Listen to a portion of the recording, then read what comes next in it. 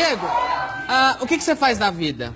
Eu sou professor de computação na Unicamp. De computação na Unicamp. Você é especialista em quê? Em criptografia e segurança computacional. Então, quando... Me corrija se eu estiver errado. Você é o cara que eu ligo quando esqueço a senha do banco, não?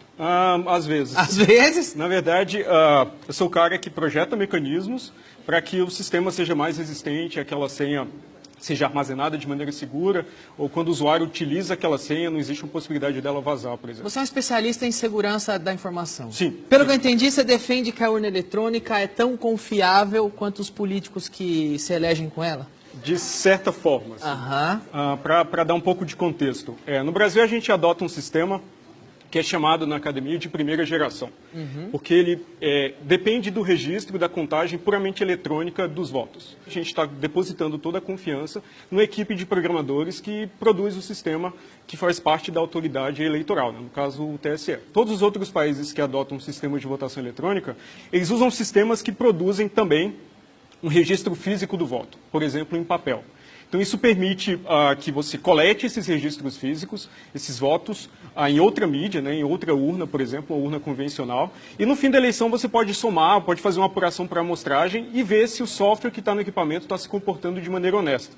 Enquanto era professor da UNB, eu participei de um desses mecanismos de auditoria, foram testes organizados pelo próprio TSE, com uma série de restrições, então a gente tinha poucos dias, a gente teve poucas horas para ver o software de votação e a gente encontrou falhas fundamentais nos mecanismos de segurança desse sistema. Quais são as falhas que você encontrou na urna eletrônica? Certo, então as falhas tinham implicação tanto no sigilo do voto quanto na integridade dos resultados. Então, no Brasil, o sistema deve fornecer sigilo do voto. E é uma responsabilidade da autoridade eleitoral organizar eleições de maneira que o voto seja secreto. E fica fácil saber quem votou em quem pela urna eletrônica? O que nós descobrimos foi o seguinte, executamos um experimento, né? Primeiro tivemos acesso ao código-fonte da urna, né? Que é o que os programadores escrevem. Buscamos nesse código-fonte vulnerabilidades muito bem conhecidas já na área, então conhecidas na época há 17 anos, e encontramos uma vulnerabilidade fundamental no único mecanismo que protegia o sigilo do voto. Vou explicar. Quando a gente vota na urna eletrônica, os votos não são armazenados na ordem que eles foram depositados. Então, a urna eletrônica vai armazenando os votos de maneira embaralhada. Exatamente quando a gente vota em papel e as cédulas vão caindo fora de ordem. Para embaralhar e manter o sigilo, você não sabe que o número 1 votou em X, o número 2 votou em X. Exato. Embaralha. Durante os testes, nós descobrimos que reverter esse embaralhamento era muito fácil e dependia apenas de informação pública. Então, a gente conseguiu fazer isso durante os testes, mesmo com todas as restrições, para uma eleição simulada lá, com até 950 votos. Você está me dizendo que não é nada difícil quebrar o sigilo de quem votou em quem? No sistema que nós, na versão do sistema que nós analisamos em 2012, era trivial descobrir em quem o primeiro eleitor votou, o segundo eleitor votou e assim por diante. Sem, no entanto, descobrir quem era o primeiro, o segundo e o terceiro eleitores. Mas essa informação, por exemplo, pode ser obtida por um mesário malicioso que monitora essa informação. Além disso, o sistema de votação também armazena a hora que cada pessoa votou. Então, se você quer, por exemplo, descobrir o voto de uma pessoa importante... Você lê o livro? Você, não no livro, mas em arquivos públicos também, então arquivos eletrônicos. Então, você consegue, pela hora que a pessoa votou, descobrir a posição dela na fila e recuperar com certeza matemática aquele voto específico. Então, é um voto, às vezes, de uma celebridade, de uma pessoa ilustre, um industrial. Por que a urna precisa registrar a hora que você foi votar? Eu não sei. Talvez eles queiram, por essa hora, monitorar quanto tempo, em média, cada eleitor demora votando. Mas daqui de onde eu estou, de leigo, me parece que é muito fácil tirar o horário do voto, por exemplo. Sim. E há 17 anos não tiraram. Então, daqui de onde eu estou, de leigo, me parece que é porque querem deixar uma brecha, um motivo existe para isso. E não me parece que é um bom motivo. É muito difícil separar malícia de incompetência nesses casos, né? Então, nesse caso, o que eu posso concluir é que essa informação não há necessidade, eu não vejo necessidade de registrar essa informação. Bem, era uma característica do sistema que nós observamos. E aí, malícia e incompetência, falou em coisa pública no Brasil, anda junto. Pois é. Adulterar voto é fácil ou difícil na urna eletrônica? O teste com sigilo do voto a gente pôde executar experimentalmente. Então, a gente simulou uma eleição, recuperou os votos em ordem e mostrou que era perfeitamente factível. Desculpa, só pontuando aqui, outro item. Sigilo, facílimo quebrar, segundo os testes. Sim, agora, demonstrado experimentalmente. Manipular o voto, alterar o resultado de uma eleição através da urna.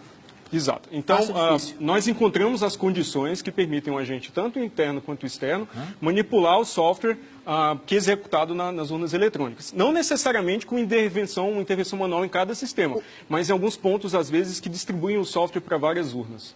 Para quem mais leigo como eu, o que é um agente interno e o que é o agente externo? Um agente interno é alguém que trabalha na justiça eleitoral. Então, tem certa prerrogativa, certo privilégio de acesso ao sistema. Que seria, no caso, um infiltrado de um partido. Poderia ser, sim. Ou do governo, ou de outro partido, que um agente malicioso, um agente malicioso privilegiado, por exemplo. E o externo? O externo seria alguém que, às vezes, ele pode ter sido um ex-programador, um ex-funcionário da justiça eleitoral, mas ele é financiado por um partido político e não está dentro da justiça eleitoral. Ele é da máquina ou do governo ou de outro partido? Não, é do TSE? Autônomo, assim, é um autônomo. Alguém que pode ser pago para fraudar uma eleição. Então, basicamente, o que protege o software de votação, que é instalado nas urnas, país afora, é uma chave criptográfica, é um segredo.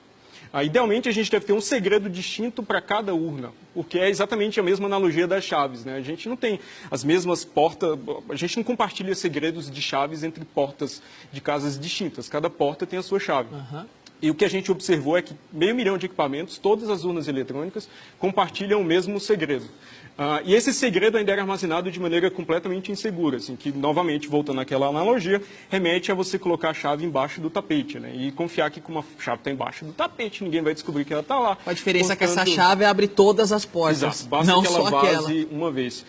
E foi curioso porque quando essa informação se tornou pública, o TSE publicamente defendeu isso com uma decisão de projeto que fazia sentido. Mas eu não consigo me convencer disso, porque não é razoável contar um segredo, de certa forma, para 500 mil de equipamentos e imaginar que ele vai continuar seguro ou vai continuar secreto. E desculpa, não é um segredo, é o destino de um país. Sim, de fato. Agora, eu como leigo, mais uma vez, daqui me parece que tudo não são problemas difíceis de consertar, são problemas que existem há 17 anos na urna, são problemas que merecem uma satisfação e que ninguém conserta, ninguém dá uma satisfação. Daqui de onde eu estou de leigo, me parece que um motivo por trás tem. Você como especialista, o que te parece? O que eu observei, esses problemas, essas vulnerabilidades não são tecnologicamente avançadas. São coisas que eu ensino para os meus alunos de graduação a não cometer. Estudantes em formação conseguiriam resolver os problemas da urna eletrônica que há 17 anos o TSE não resolveu. Sim, talvez não da melhor forma, né? Mas melhor do que está hoje. As soluções estão nos livros texto, não são soluções tecnologicamente sofisticadas. Assim. O TSE defende muito que a gente precisa no Brasil de um sistema sem nenhum tipo de registro físico do voto.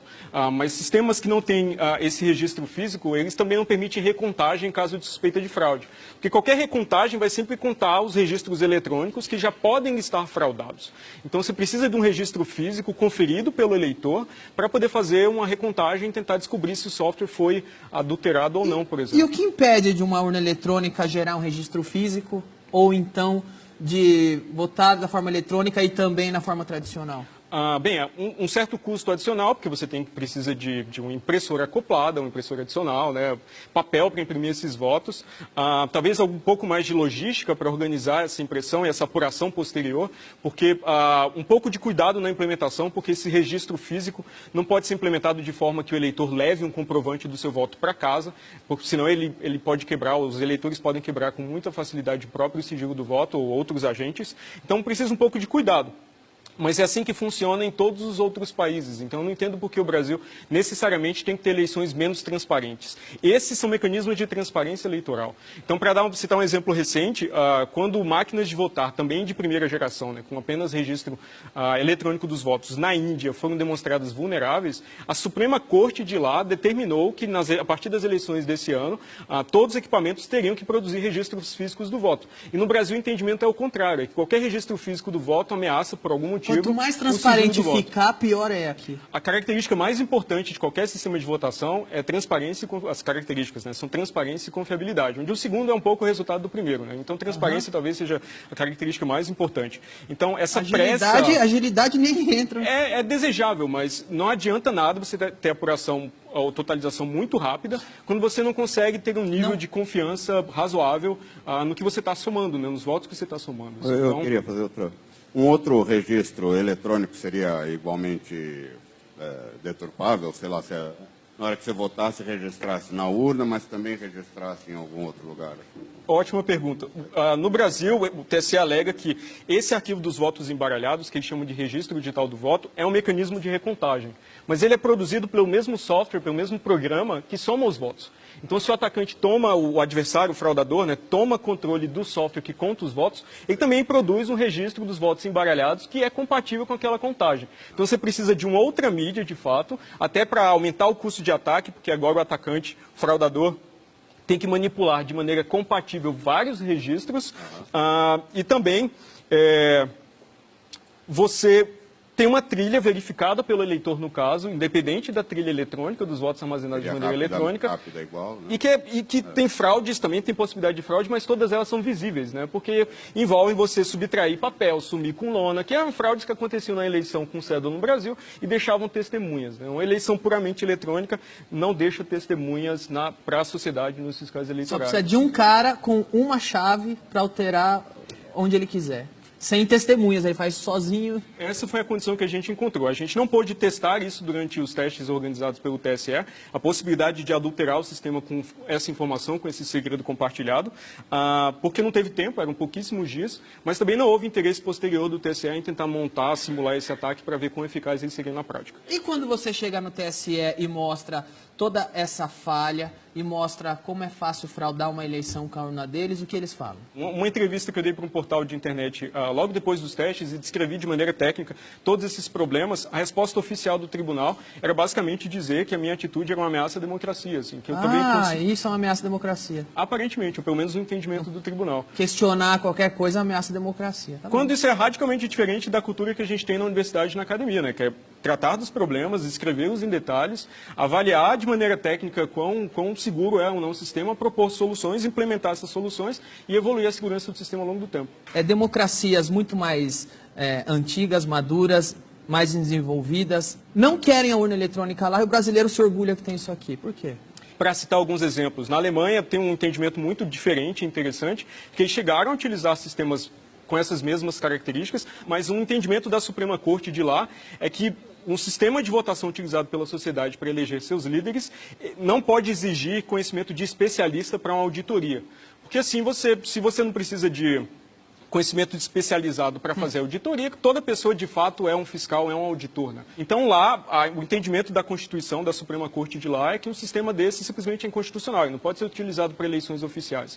Então, o que eu acho um entendimento muito interessante, porque eles tentam adotar algo que é diretamente observado ou auditado pela população.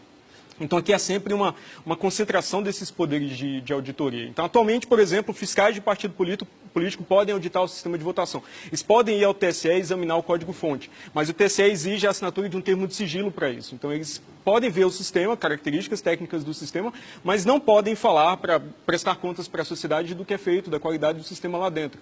Então, há uma obsessão com o controle e a falta de transparência é endêmica em várias etapas do processo.